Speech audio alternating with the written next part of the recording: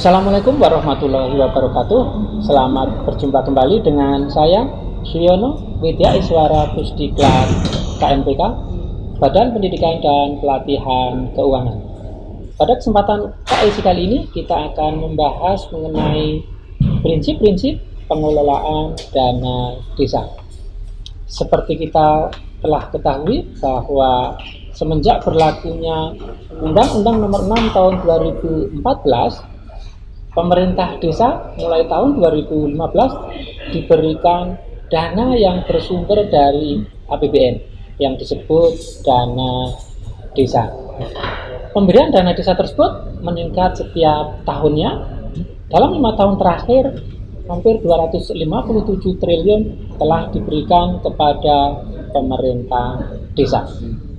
Tentunya kepala desa maupun aparat desa yang lain yang jumlahnya hampir 75.000 dan tersebar di seluruh wilayah pelosok Indonesia perlu dan bahkan wajib memahami bagaimana mengelola dana desa tersebut. Karena penggunaan dana desa harus sesuai dengan ketentuan perundang-undangan yang berlaku dan harus dipertanggungjawabkan. Ketidaktahuan aparat desa akan berpotensi menjadi temuan oleh aparat pemeriksa. Berkenaan dengan hal tersebut, pada kesempatan kali ini telah hadir Bapak Krisnadi Prabowo Mukti, Kasubdit Dana Desa, Direktorat Jenderal Perimbangan Keuangan, Kementerian Keuangan. Selamat berjumpa Pak Kris. Pak Kris, terima kasih telah berkenan hadir untuk sharing dalam KLC kali ini. Dan seperti kita ketahui bahwa pemberian dana desa kepada pemerintah desa harus diikuti dengan akuntabilitas dalam pengelolaannya. Sebenarnya apa sih Pak Kris prinsip-prinsip pengelolaan dana desa yang harus diketahui dan dipahami oleh kepala desa dan aparat desa yang lain sehingga mereka dapat mengelola dana desa tersebut dengan baik? Iya, jadi prinsip-prinsip yang harus dipahami atau diketahui oleh kepala desa dan perangkat desa adalah bahwa pengelolaan dana desa, karena dana desa adalah uang publik, jadi bukan uang atau dananya kepala desa, tapi dana atas pemerintahan desa, sehingga harus dikelola secara transparan, akuntabel, artinya dapat dipertanggungjawabkan, didukung dengan bukti-bukti atau dokumen yang memang bisa menjelaskan uang itu digunakan untuk apa, kemudian juga bisa disampaikan laporannya kepada masyarakat desa agar masyarakat desa mengetahui bahwa dana tersebut digunakan untuk apa.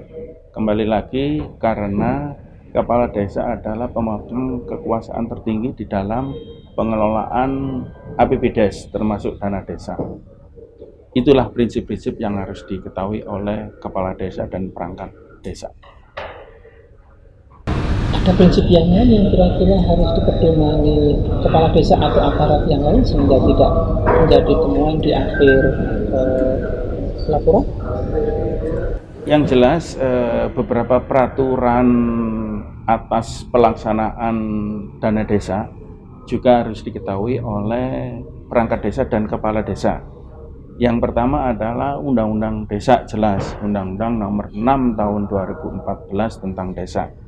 Kemudian peraturan pemerintah turunannya, yaitu Peraturan Pemerintah Nomor 60 Tahun 2014 yang telah diubah terakhir dengan Peraturan Pemerintah Nomor 8 Tahun 2016. Kemudian Peraturan Pemerintah Nomor 43 Tahun 2014 yang juga telah diubah terakhir dengan Peraturan Pemerintah Nomor 11 Tahun 2019. Di samping itu juga harus atau paling tidak mengetahui beberapa peraturan pelaksanaan di bawahnya, yaitu Peraturan Menteri Keuangan yang terakhir melalui PMK 193 tahun 2018 tentang pengelolaan dana desa.